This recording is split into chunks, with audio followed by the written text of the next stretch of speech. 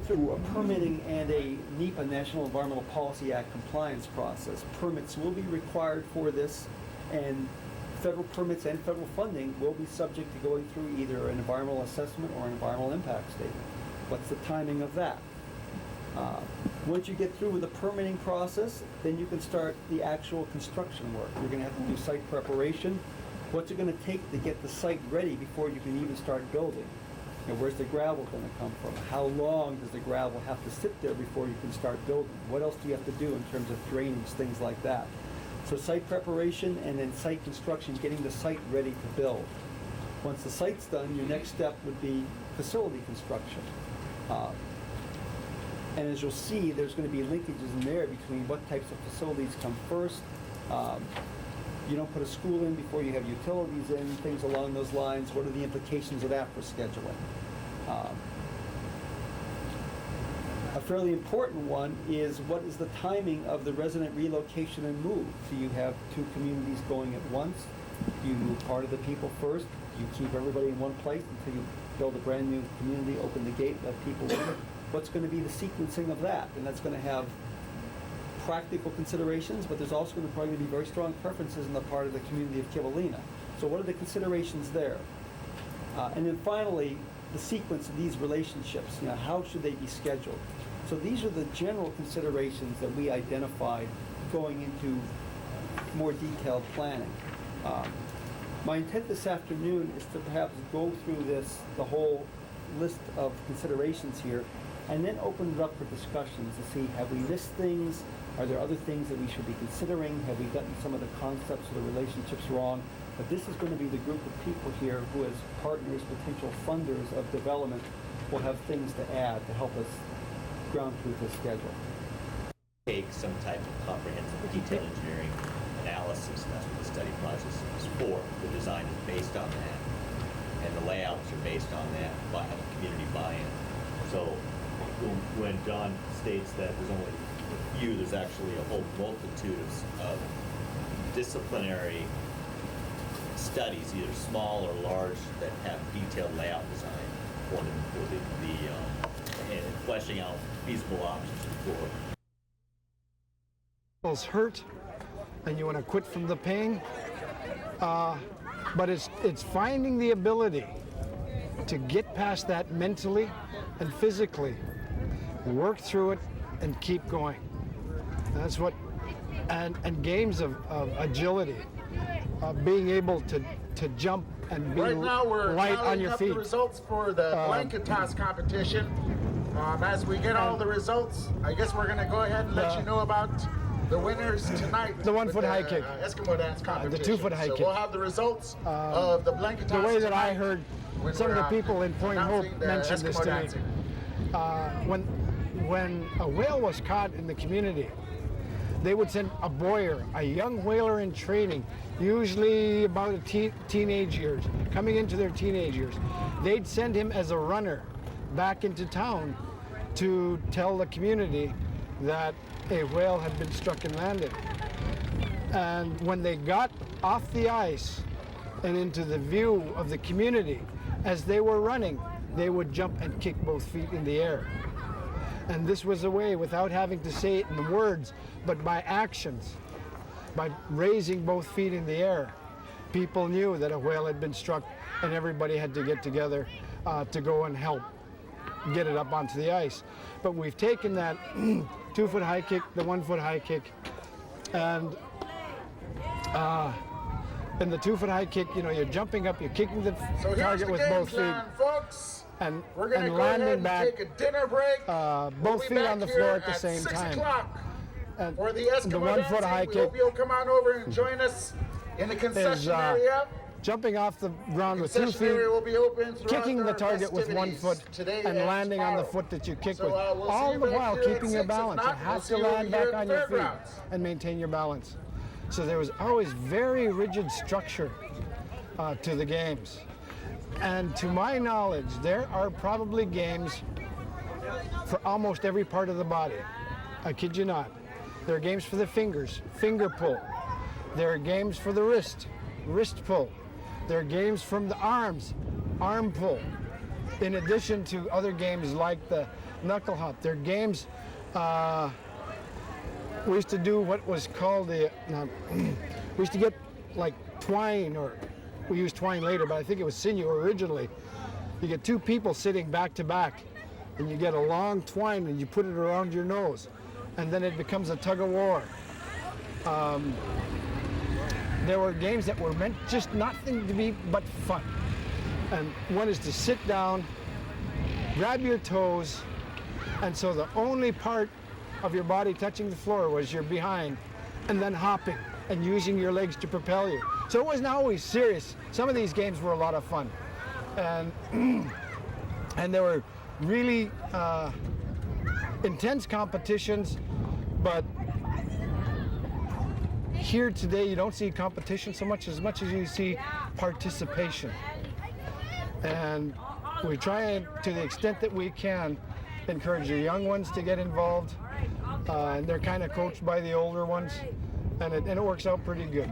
And now the schools, many of the schools in Alaska carry what's called the Native Youth Olympics, and these games are perpetuated through that event, but they're also carried on through the World Eskimo Indian Olympics, and that's something that has grown and grown since it first started in 1961. Nulakatak, the blanket toss. The blanket toss was a function, not a game. And in the nulakatak, in the blanket toss, carries many lessons of life. It's a big skin, usually of walrus or bearded seal, that are sewn together with ropes looped on the outer edges, handles for people to grab. And on a big skin, it normally takes about 40 or 50 people to get around and man it. And you need so many people in order to toss a person who's in the middle up as high as they can. One function of the nulakatak, the blanket toss, was as a scouting, a way to see longer distances in a flat country. We live in a flat country. The other way is in some of the whaling communities, after a successful whaling season, women who gave birth to sons from one whaling season to the next would use that as a time to share gifts with the elders in the hopes that their son would grow up to be successful members of the whaling communities. And the other part of that celebration is for new captains who would be catching their first whale.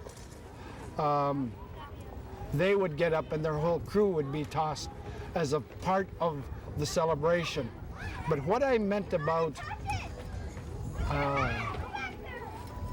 importance to community is when everybody's willing to get in rhythm with everybody else.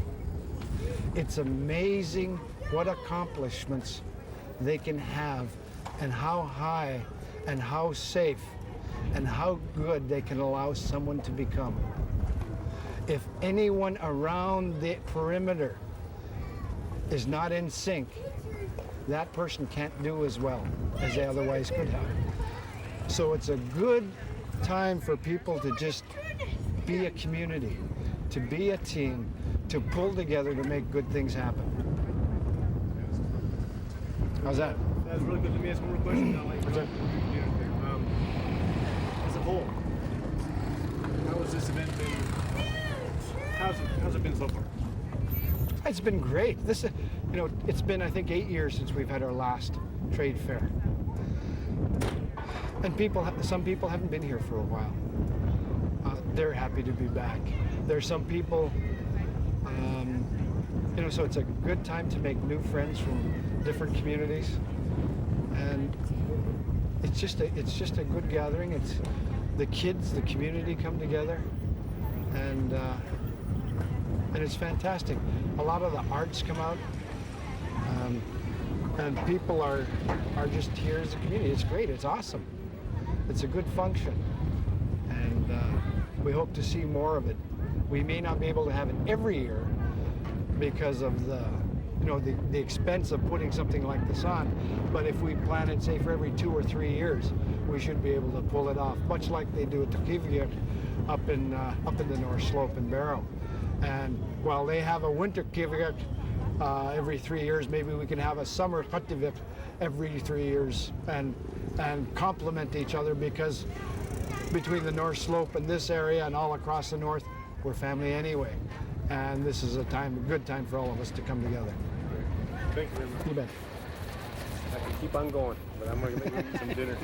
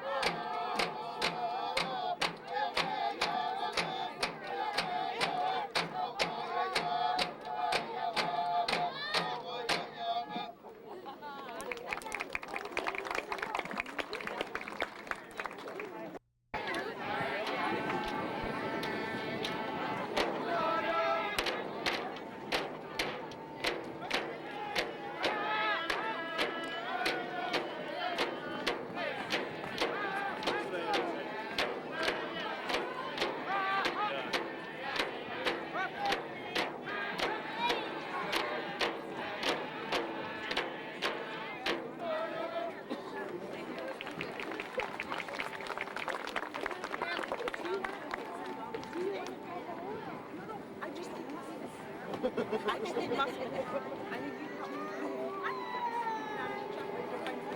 It's small. Me and Cyrus can handle it. That needs to be done.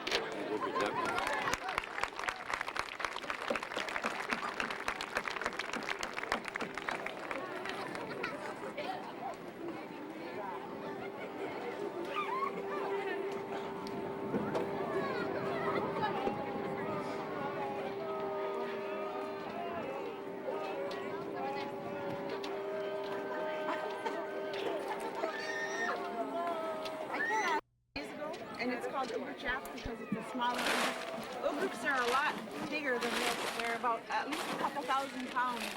So this is a nice small size just for demonstrating. And the reason she wanted it here is to keep herself out of the wind. And when we cut Ubruks at camp, we want to make sure that we have we're out of the wind because it's cold and sometimes it's snowing or rainy. So we want a good, comfortable place to do. Okay, I got her. So this is what we use for seal oil. Tomorrow at the potluck, we're going to try a lot of different seal oil. That's how we're going to. Do you want to pull it out? However you're comfortable. You want us to pull it out a little more? A little bit more? Yeah. Okay, we'll need volunteers to help us. I'd like to help her. Well, that's helpful. You guys will be able to, Lena will show you how. This is Lena Jones.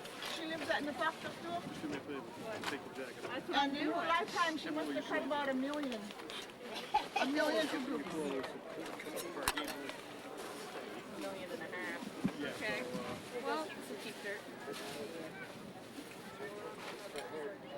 Gee, you guys should have taken this off for me. Robin just sharpened all her strings. I hope they're the right way. Too bad I have to glove that.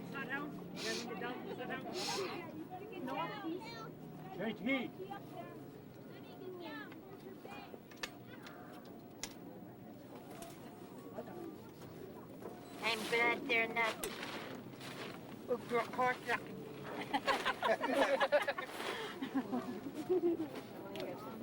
What do we do? Very The ones who have any head. It's the best part. Really? Yeah. So boil it up in the pot. You boil it. Make a stock out of it? No, you eat it. Take the fur off of it and eat it. I'll take the fur off and eat it.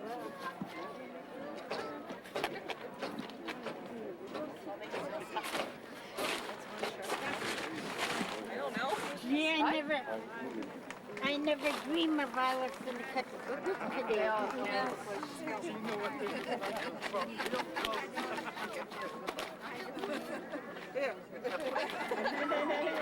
Be careful what you wish for. Yeah, it's true.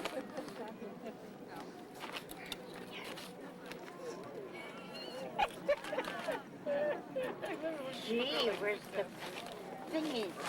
Right? Nami. Nami, if not. Not Mimi? Yeah. Go there.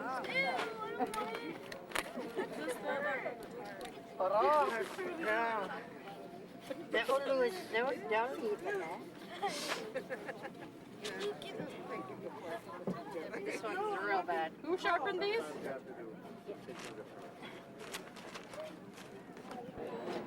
Oh, yeah.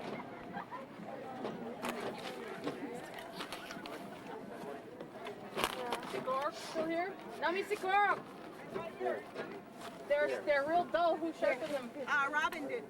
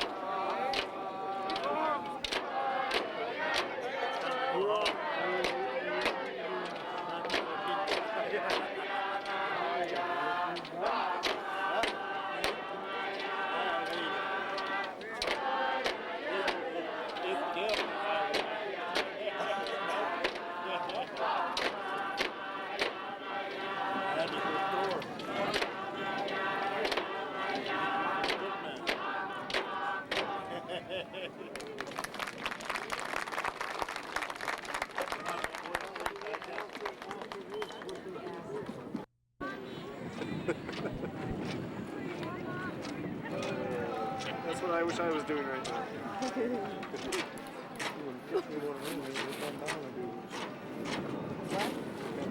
I know, for so long. Big berries do the same thing. I go out there farming around in the bush. Tell me what needs.